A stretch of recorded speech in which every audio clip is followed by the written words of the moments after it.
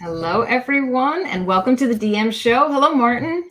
Hi, Deirdre, and hi, everyone. Welcome to our show. I'm really excited about today's show and talking to our guest, Alex Sévigny. But before we do, we have a little bit of news, a little bit of housekeeping. One is for all of you who are joining us, please introduce yourselves, tell us where you're based. And if you have any questions, pop them into the chat and we'll try to get to as many as possible, and comments as well. So Deirdre, this is our final show, not ever, but just our last show of this season, because we seem to be starting our seasons in the fall. We're going to take a summer break for the month of August, and then we'll be back in September with some new shows that we still have to plan, I guess. We do, but they'll be exciting, as always. Looking forward to them. Yeah, me too. And you have a little bit of LinkedIn learning news, don't you, about a new course? Yes, I have the revise of my PR Foundations course coming out toward the end of July. Really excited because it'll keep PR professionals focused on the brand, building bridges to the constituents that matter, relationships, and really understanding how the landscape has changed, especially because of AI. Oh, yeah. And it's a great course. I have watched that course probably more than once and have recommended it to so many students. So it's fantastic that you're going to be doing a major update. Looking forward to it. Thank you. All right. So should we jump into it, Martin? I think we should. Let's bring on Alex.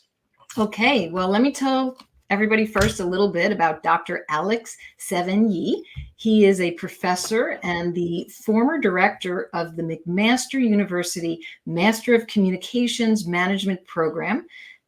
Alex is also an author, a data scientist, and a strategic digital advisor to public and private sector organizations. So let's bring in Alex, and everybody should connect with him on LinkedIn and learn more. Well, here he comes. Hi, Alex. Hi, how are you? Thank you. Good. How are you? I'm great, thanks. Yeah, so good to see you. And just to be transparent, Alex and I have known each other for a long time. Alex was actually my instructor, my professor in a data science for communications class at the McMaster Master of Communications program. And we've known each other before. We work on things. In fact, we are just coming from a focus group with a client. So it's kind of nice to be here. Why don't I kick off the questions with something that you explained to us in the McMaster course, and that is, what are the 3 types of data? And what are the differences between them? Because really, it's so hard for communications pros and marketers to know how to handle data, and if we don't understand what it is. For sure. It's one of the things that I find in that data science course that you talk about, you just mentioned, is that people are from our profession are often a little bit numbers phobic and are math phobic. And that's something we try to dispel right away in that data science and analytics course. The three types of data are structured, unstructured, and semi-structured. And the reason it's important to know this somewhat technical fact is that to be able to use data to create an evidence-based practice, a data-driven practice, you have to know what kinds of data you're generating and what kinds of data you have access to. So structured data are data that a computer can very easily understand. So if you think about your bank statement is perfectly clear. You have credits and debits, and you have the source of the credit or the debit outlined very clearly. Everything is perfectly defined, at least you hope, and a computer can read through that and learn from it very, very easily, right? So that's quantitative data. Unstructured data is the opposite. It's qualitative data. So human natural language. We pause, we hem, we haw. In fact, if you record yourself speaking, you imagine recording the most intelligent conversation you've ever had. If you were to hear it in playback, you sometimes think, oh shoot, I could have been more articulate. That's that qualitative factor, which means that the data that you're generating when you're speaking is unstructured, and that's very hard for a computer to store, and also very hard for a computer to pull insights out of, because it's not organized in that really clean way like a bank statement is, right? The final category is semi-structured, and that's pretty straightforward. Email is a great example. The body of the email is unstructured. It's human natural language, is often very conversational, which makes it challenging for a computer to read and understand, because it doesn't have fixed meanings for each phrase, for each sentence, for each word you're using. You could be using the word sarcastically or ironically or in a humorous way. How can the computer know that? It has trouble knowing that. But an email does have some structured elements, from, to, the date stamp, the servers that got pinged on the email's route to you. Perhaps if you're using Outlook or something, you may have tags attached to the email automatically that say in-house, out of house, internal, external, etc. So that's the structured part. It's everything that's defined, and the unstructured part is the human natural language. So those are the three types of data: structured, perfectly defined, easy for computer; unstructured, qualitative, hard for a computer to store and read; and semi-structured, where you have a little bit of both, like an email. That was a very helpful breakdown, Alex. And I'm just wondering, with the structured, unstructured, and semi-structured, how are Marcom professionals embracing these different data sets, and or not? Maybe they are, maybe they're not. Has it gotten better over the years? Yes. I mean, that's a great question. I think the fact that we are now in a fully digital environment, in a lot of cases, and many of our activations are mostly digital now, has made data much more available. And the companies that provide services, whether it's the social media giants or specific Marcoms companies, or even data companies like Meltwater or BuzzSumo or Cision or others, they're providing some rough analysis of the data based on the campaigns that you're running. So yes, Marcom's professionals, communications marketing professionals are becoming more data oriented, but I think the next step is to fully embrace the idea of data-driven decision making, or evidence-based practice, right? Another way to put that is experiment-informed practice, but that's kind of the next level of it. Yeah. Okay, so, well, say you want to build on that. Say you want to look for trends in your data. So I'm someone who in the past has really based a lot of my ideas on gut reactions. But I know that sometimes what I think may not be equivalent to what my audience is thinking. So how do you use data science? How do marketers and communicators use it to discover trends? What are some steps?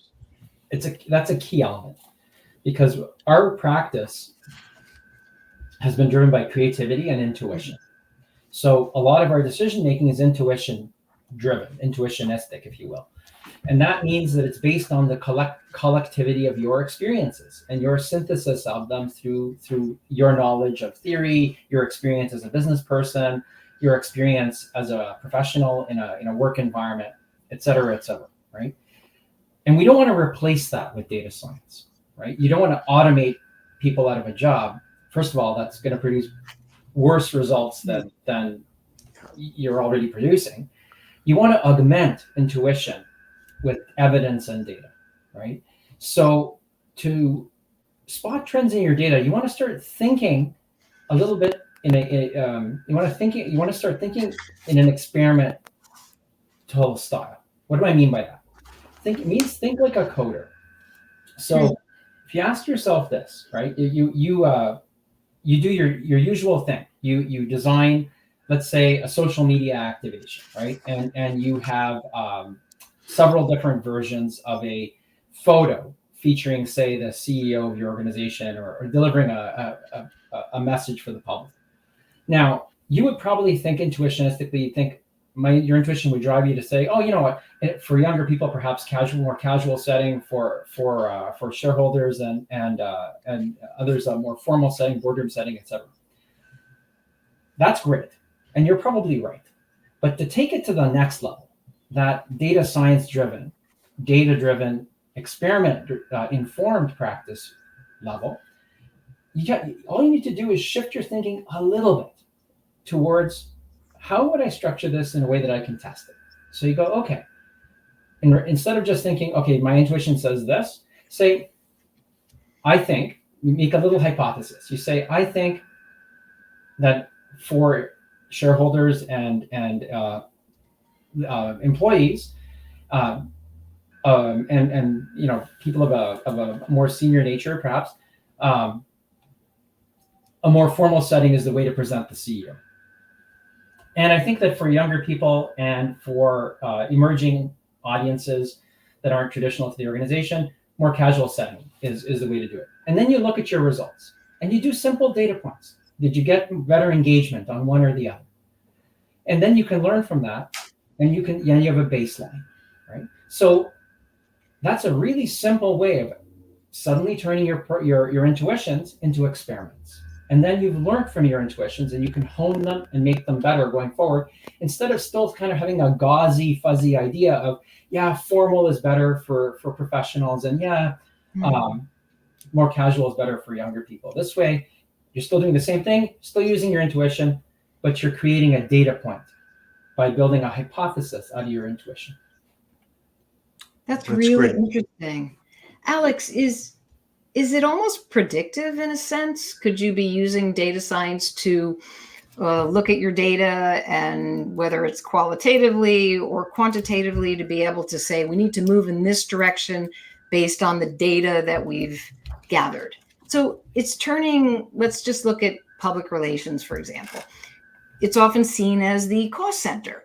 And if you can turn your practice into a profit center based on the decisions you're making, well, now all of a sudden you're part of the value train. I would think that would be extremely valuable for professionals. 100%. Public relations people are often the relationship folks in an organization. They're the people in an organization. They understand audience. They understand internal audience. They understand shareholders. They understand constituents or ratepayers. They understand senior leadership, team personalities, etc. Right? There's so much insight that's basically lying on the ground in that knowledge of human factors, right? And even just taking your practice to say what you call it, like level one of being data driven, starts to unlock that ability to generate leads, right? To gauge, to help with employee retention if it's internal comms, to help with investor relations if it's something to do with shareholders, to help with senior leadership team communications, to help with brand reputation, all of these things that if you look at, say, stock market value of companies, reputation, goodwill, brand, way heavier, more and more heavily in terms of the valuation of an organization, right? So, but right now it's a black box. So what does that mean? Reputation.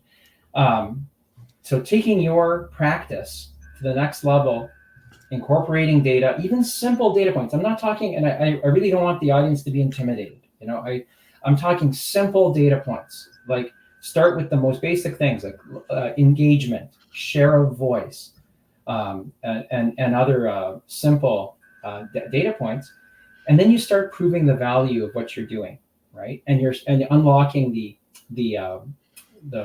pure gold that's sitting in the data that communications is generating about relationships and reputation. So it's a huge untapped resource for our professions. says opportunity Yeah. to me. We have a question from one of our viewers, Daniela. And what Daniela said was, would you consider analytics behind a social media post a type of semi-structured data that can be a data point for an experiment? And maybe explain what you mean by that. That is an excellent point. So I think I get the gist of Daniela's question. And that's, say you have a Meltwater or Facebook business or some other output or Sprout or whatever system you're using, outputs the analytics that underlie a little social media campaign you ran that day, right? To raise awareness about a particular issue or product or something that you're running that day. Absolutely, it will be semi-structured, right? Because you will have number of likes, engagement, time of day, quantity, number of words, number of comments, etc. But then the unstructured part that makes it semi-structured is the comments themselves. You'll also have a readout of those, right? So that's where in that readout, you can apply other tools like simple natural language processing or tools like that do a quick content analysis, or they'll generate a word cloud, for example. Like that's called a bag of words analysis. Or if on a little bit more advanced level, you can do a theme or topic analysis, and that's where AI can be helpful, right? And so you can do a quick sort of temperature check of how your campaign did in terms of the comments, which if you were a human hand coding all that, it would take you 2-3 hours, right? Where if you're doing it, once you figure out the basics of how you do it, either with Excel or with whatever social listening system you're using, or some kind of AI, you can do what would have taken hours to hand code in minutes. That's really good. I'm going to follow up on that. And then we have a couple of questions from Maheen that we'll get to next. But you mentioned you can use AI, like a generative AI tool like ChatGPT or Gemini, for example, to look for patterns in data or in semi-structured data. Can you kind of walk us through the steps in how to do that, just from a high-level perspective? Sure. So let's say you get a readout from something like Meltwater or even Facebook Business, right, which gives you a spreadsheet containing all the comments that you received on a particular campaign, or LinkedIn campaigns, or any of these models or any of these services will do this for you. And then the first thing you'd do is you'd probably run a bag of words analysis. So you'd run you'd run it through a tool, and Excel will do this for you in a very simple way that will tell you what words were used most often. That will give you a readability rating, possibly if you have that plugin. It will give you perhaps a sentiment rating, etc. And will give you a rough idea of how it works. Next step would be to run it through some sort of topic or theme analysis, which is a deeper semantic analysis, which sounds complicated. And actually the math and linguistics behind that is complicated. But what's nice is that it's now been built into a lot of systems. So you don't have to worry about the technical side, as long as you trust the system you're using, of course, right? But you run it through a system like, for example, on the AI side, you can use ChatGPT analysis, which with a pro subscription, I think it's a plugin that's available. And it will run some kind of content analysis for you. And you can ask it to be specific in terms of what it analyzed, what methods it used, et cetera. And then you can verify it with hand coding, because it's important to verify AI systems because they do make mistakes and they do hallucinate. Now, if you're running it through Excel or through a more conventional system, like there's one that the University of McGill offers called Voyant Tools, right? There, because it's there's no artificial intelligence behind the scenes making decisions for you. There, it's totally a mechanical system. There, you can trust the output, right? And it will produce this semantic analysis for you. Why don't we get to Maheen's question, then I'll throw it to you, Deirdre, because I know you have a number of questions that you were thinking about, or I can see that. So Maheen said, what social media metrics should I monitor to detect potential issues early? Yeah, good question. I think running a topic analysis and a theme analysis on your social listening data is important. I think running a bag of words analysis to know which issues are most talked about. I mean, it depends. If you have thousands of posts, then you're going to have a better data set than if you have a dozen, right? Because of the power of numbers, right? Pardon me. Forgive my coughing.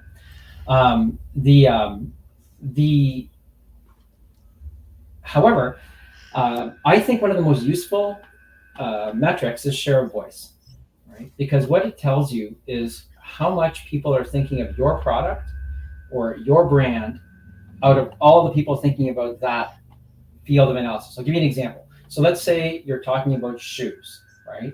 Running shoes. And let's say you've worked with a big company like Nike to help them roll out a particular basketball shoe or whatever, right? They're going to want to know how many people were talking about that basketball shoe against all the talk about basketball shoes that day, right? Because that's a very useful metric. It helps you calculate your potential market. It helps you calculate your potential audience, and the number of people who may be aware of what you're selling or promoting. Right? So that's one simple one that I think is a great place to start. Right? But there are so many more. I in that course that I teach that Martin took in the Master of Communications Management at McMaster, I have this deck called the Deck of Many Metrics, and in it I have many metrics. But that's a really great place to start. Martin, was there another question, or should we jump into the No, AI? we can jump in because Maheen clarified their question. Okay, terrific. Well, we did just mention AI, Alex. You said AI hallucinates, so you have to be careful. What would you tell Marcom professionals about AI, ethics, and data science? Yeah, I think that AI is here. And I think that it is going to revolutionize not only our profession, but really our society, our economy, our sense of self, even in a way that it's really hard to predict. If you look at I would compare it to the introduction of the Gutenberg press, right? In fact, if you thought that social media changed everything, and it did, right? That's a ripple compared to what I think AI is going to do. Right? And the reason for that is personalization. It's the ability to do repetitive cognitive tasks in a fairly efficient way. And finally, it's the ability of the AI to tell stories. And that's the part that really scares people. If you look at the data around trust of AI, it's the fact that AI can do what sounds like effective storytelling, effective critical thinking, that really scares people. The fact that it can predict and offer you great movie choices, that's more machine learning than AI, of course, right? People are fine with that, right? They're fine with the fact that machine learning has given us better grammar checkers. They're fine with the fact that machine learning helps us with financial decisions and all of these sort of mechanical things. But what really scares people is the fact that AI, which is the next step after machine learning, expresses creativity, can tell stories. It's the first storytelling technology. So that's where I think ethics is key. And I think that's where communicators and marketers shouldn't fear, but should grab the bull by the horns, right? I know you're an expert on social media, and it's been something that you're one of the leading lights on. So both of you, So I'm not speaking to you, but largely our profession kind of missed the boat on social media. We could have done so much more, right? And we can't miss that boat on AI, because we're the people. We're the storytelling people, communicators and marketers, right? We're the relationships people. So we should be there informing the development of AI systems for our organizations. And that means making allies with folks that are not traditional for us in organizations, folks in IT, folks in data or institutional research or whatever it's called in your company or your organization. Yeah, sorry, that was a long-winded answer, but that was a really important answer and well said. Yeah. And I think we do need to embrace. Yeah, we do need to embrace ethics. And your point about storytelling, Alex, was a really interesting one, because it's true. And author and historian Yuval Noah Harari has said that AI has hacked the operating system of humanity. So machines have hacked our operating system, because what is that? Conversations and storytelling. So it's a really interesting consideration. Okay, so we'll get to Cedric's comment in a second. Cedric disagrees. They've used ChatGPT for social content creation and noticed similar patterns. I think there are similar patterns in it. And that we have to, that's one of the telltale signs of AI generated content, is that you start seeing the same thing, the same words used over and over. I want to get to a question, though, because we're coming to the end of our time. So this could be close to the last question, by Kevin Flother, who Alex and I know, who is just about to finish up the Master of Communications Management program. So Kevin, good to see you here. Kevin says, is there a world in which an increased share of voice is negative? For example, he's envisioning a scenario where a brand is dominating social media because of a crisis. Yes, 100%. I mean, you want to know if you're being talked about as the major voice, positively or negatively, right? So if you're in the midst of a crisis and you have huge share of voice, that's a very important piece to know. Why? Because you can start leveraging the talent on your team to start turning that crisis into opportunity, if that's possible, or managing that crisis, because knowledge is power. If you know the breadth of your audience, and if you know who in that audience is listening to you demographically, and some social listening tools will give you approximations of that, then you can manage that crisis better. So absolutely, it's important. Deirdre, do you want to get to the final question? This half hour has really really zipped by. Yes, Alex, just maybe you could give some parting advice to Marcom professionals about what they need to know about data science and their marketing programs. Yeah, you know what? I do have parting words and some thoughts. First is educate yourself. Play with these tools. Start looking at the data side of the tools you already use, whether that's Facebook Business or whether it's LinkedIn campaigns or whether it's Meltwater or Cision or Signal AI or whatever. I don't mean to play favorites with these organizations when I name them. I'm just naming the persons that come to mind. Same thing with AI. Play with it. Start taking inoffensive, personal, like non-secret data and run it through the AI. Start exercising that muscle, right? Start finding the opportunities for yourselves. And then I would say grow with the technology, right? But all of this should lead you to what I would say is an experiment-informed practice. And I mean, I could talk for another hour about that, but I've already mentioned it. Try to think like a researcher. Instead of just running with your intuition, which is probably right, make your intuition into a question. Is my intuition predicts this, and then see what your actions in your campaign lead you to prove or disprove. Was I right or was I wrong? And then you take your intuition, which is a bit of a fuzzy, gauzy thing, and you turn it into a data point. So all of this together, my final words: get involved, get on the data and AI train. Don't be afraid. It's fun. It's like computer games, but useful. And not that computer games aren't useful. And go for it. Yeah, because this is the future. Excellent. Be curious and think like a researcher. I love it. Words to live by when you're in Marcom. Yeah, definitely. And not just rely on someone telling you what to do, actually being proactive. It's a great insight to end on. And so our time is up. We unfortunately didn't get to all the questions and comments. So thank you to everyone who joined us. Thank you for joining the DM show. If you weren't able to make it, you know, there is a recording. This becomes a recording soon. And Deirdre, we will be back in September with more conversations about the digital landscape. Exactly. Well, thank you, Alex, very much. Thank you, Martin. And thank you, everyone, for joining us. And have a great summer. Yeah. Bye. Thank you for having me. Bye.